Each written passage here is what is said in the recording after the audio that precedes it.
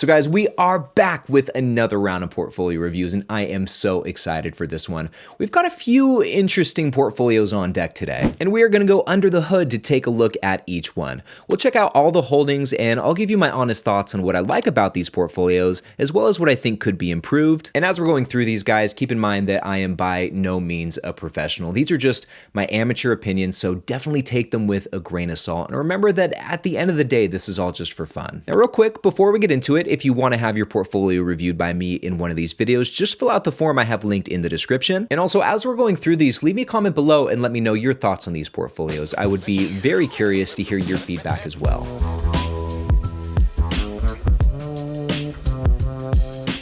So guys, getting into our first portfolio of the day. This one belongs to my friend Gene, who's been investing for somewhere between 1 and 5 years, and Gene has a very long time horizon. Gene doesn't plan to live off dividends for another 2 to 3 decades, and in the meantime is really packing a punch. Every single month, Gene is investing somewhere between $5,000 to $10,000 into their portfolio, which is just insane. And here in the notes, Gene says, I am a police officer and I make about $140,000 a year with overtime. In 2021, I started a business that now has grown to make an additional $10,000 per month, sometimes $20,000, which is just unbelievable. Great job, Gene. All payments from the business have been invested since inception. As far as my first portfolio, that's my taxable brokerage account. The second portfolio is my 457B, which I get for my job. About $11,000 of that portfolio is also for my son's custodial brokerage account. I would like to know if I'm overly diversified, and if so, what can be changed? The reason I have so many different holdings is because I truly enjoy receiving payments multiple times throughout the month. So that was a lot of great info from Gene. And if we take a look at the portfolio over here, Gene has shared it with us using my dividend portfolio tracking spreadsheet, which you can start using for free. There is a link to download the spreadsheet in the description of the video. And here we can see that the combined value of both of Gene's accounts, the taxable account and the 457B, is coming out to $352,500, which is very solid. And if we look at the dividend stats over here, Gene is rocking a 2.25% dividend yield, and every single year is bringing in about $7,900 of dividends, which breaks down to almost $660 every single month, which is awesome. And this also amounts to about $152 per week, or almost $22 per day. Now, getting into all of the holdings here, this is just the taxable brokerage account. And as we can see, it is pretty well diversified. There are a lot of different holdings in here. And then jumping over to the second account, we have the 457B, which is a lot more simple, a lot more straightforward. This is basically just 3 different funds and ETFs,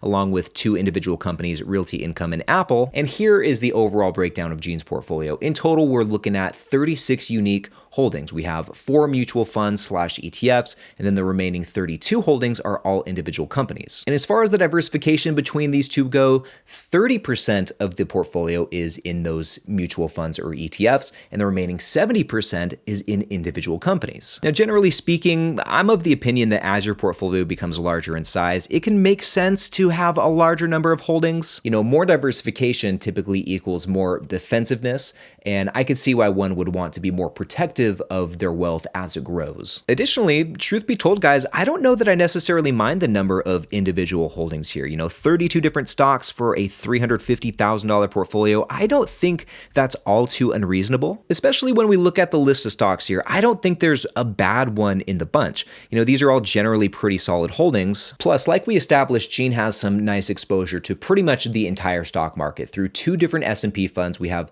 1 in each account, 1 in the taxable, 1 in the 457B. And sticking to these funds for just a moment, I think that both this total market fund and this S&P 500 fund right here are solid choices to use as the foundation of your portfolio here. But I personally think that you could get by just having one or the other, especially when you consider that their top holdings are pretty identical. So in a lot of ways, these are very similar funds, which I think eliminates the need to have both of them. Now, going back to the number of holdings in the portfolio, like I said, I don't necessarily mind seeing all these different individual positions. 32 different stocks for a $350,000 portfolio really isn't too bad. But if I'm being honest, a lot of these positions here are pretty insignificant for you. I mean, if we just highlight all of these right here, there are 20 different holdings that are either 1.5% of the portfolio or less, and actually the great majority of these are even 1% or less in the portfolio. And in my opinion, these are just taking up space. I don't think it's worth having positions like that really probably will not move the needle much in your portfolio, if at all. So if I was you, I would think about which of these companies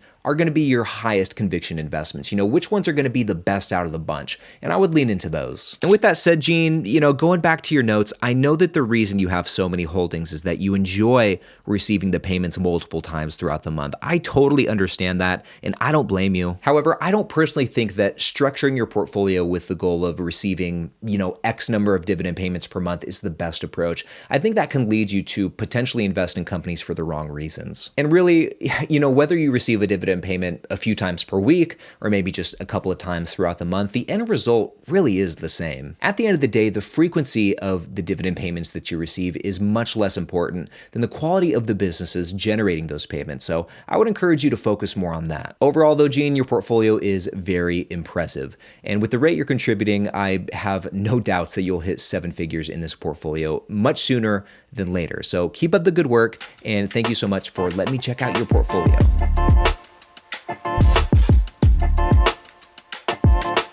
Anyway, guys, now moving on to our second portfolio of the day. This one belongs to my friend Jake, who's also, I would say, towards the start of his investing journey. Jake has been investing for somewhere between 1 and 5 years and hopes to live off dividends sometime in the next decade or two. Now, in the meantime, Jake is investing $400 per month into his portfolio, which, depending on the month, breaks down to about $100 per week, which is very solid. And in his notes, Jake says, "I'm stopping weekly investments due to financial concerns for now. But by the time you may react to this, I may be starting it up again.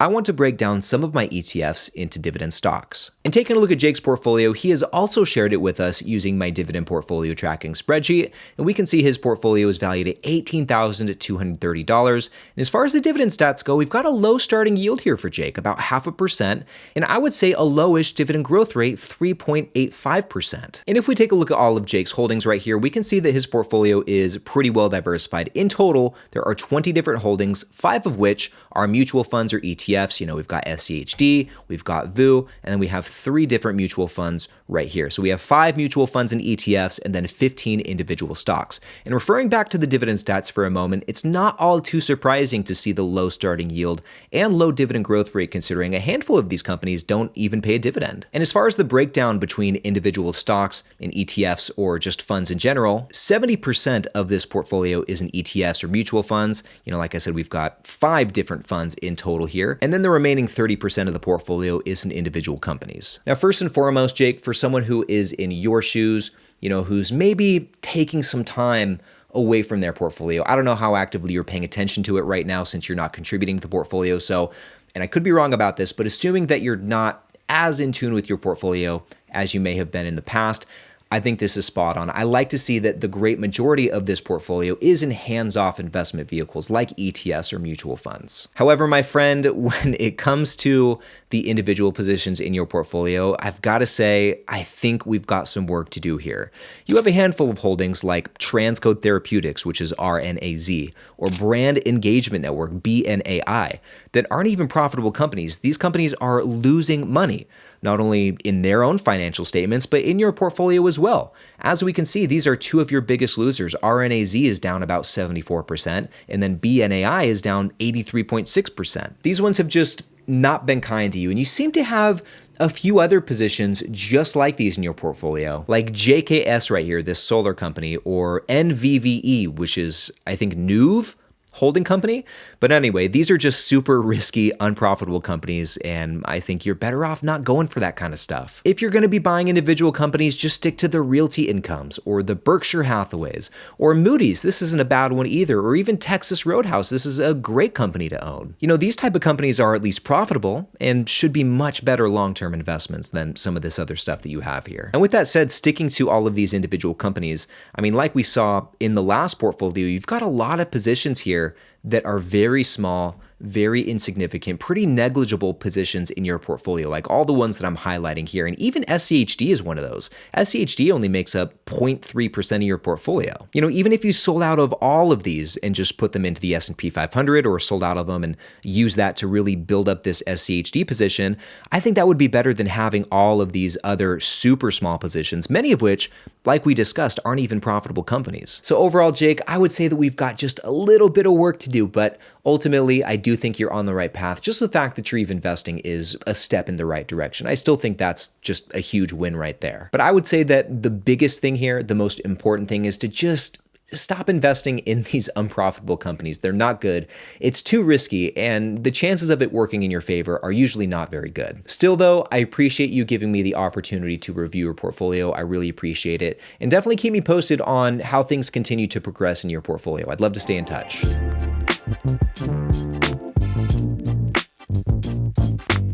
But anyway, guys, now moving on to portfolio number 3. This one belongs to Joe, who, like the last two guys, has been investing for somewhere between 1 and 5 years, and Joe has a pretty long time horizon. Joe doesn't hope to live off dividends for another 2 to 3 decades, and in the meantime is really doing some good work in his portfolio. Every single month, Joe is investing somewhere between $2,500 and $5,000, which is great. And here in the notes, Joe says, I have 2 jobs, and I'm pretty much investing 90% of my income from job number 2. Great job, Joe. And taking a look at Joe's portfolio over here, he shared it with us using GetQuinn, which is another portfolio tracker that I really like and highly recommend. If you want something with some more bells and whistles beyond just your standard spreadsheet, or if you're just generally not a spreadsheet person, which I know a lot of people are not, then GetQuinn is a great option. And the best thing about it is that it is free to use. In the description, there's a link to check out GetQuinn. And like I said, you can sign up for free. I think you guys would really like it. But anyway, taking a look at Joe's portfolio, we can see that it is currently valued at about $75,500,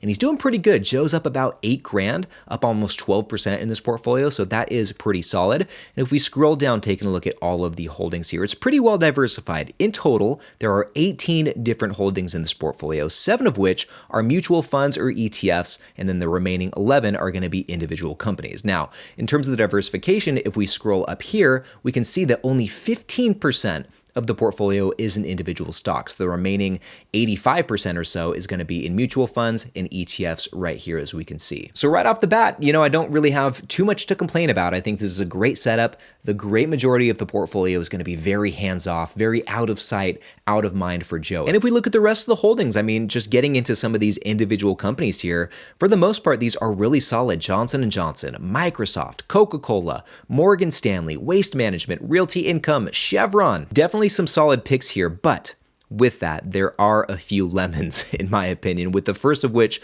being DNA right here, Ginkgo Bioworks. This is an unprofitable company, kind of like we saw with Jake's portfolio a moment ago. This one is also losing money, and their sales are actually declining as well. So I don't think this is a great holding unless there's something I'm missing here. This is not one that I personally would choose to own. We also have Intel in this portfolio, which I used to like. I used to be rooting for Intel in a big way, and I still am, but this company is definitely taken a turn for the worse, and they're now losing money while also seeing declining sales. Then I would say the third company that really isn't the most ideal is PSEC right here. Okay, I've always considered this one to be kind of a yield trap, and as we can see, the dividend is going down over time. Now, fortunately, you know, none of these positions are that big in the portfolio. They're all less than 1%. I mean, Ginkgo Bioworks is 0.3%, Intel's 0.2%, PSEC is like a 20th of a percent. But as we've discussed with the last 2 portfolios, with positions this small, I almost question, what's the point of even holding them at all? Overall though, Joe, I think you have a great looking portfolio. There's just a couple of minor tweaks, and I think it would be like perfect. So keep up the good work, and thanks for letting me check out your portfolio. But anyway, guys, those were our 3 portfolio reviews of the day. And if you want to see a brutally honest review of my own portfolio, then check out this next video right over here. In this one, we're going to go through my entire portfolio and as objectively as I can. I'm going to share the good, I'm going to share the bad, and I'm going to give it an honest and thorough review. So click right over here to check that out, and I'll see you in the next one.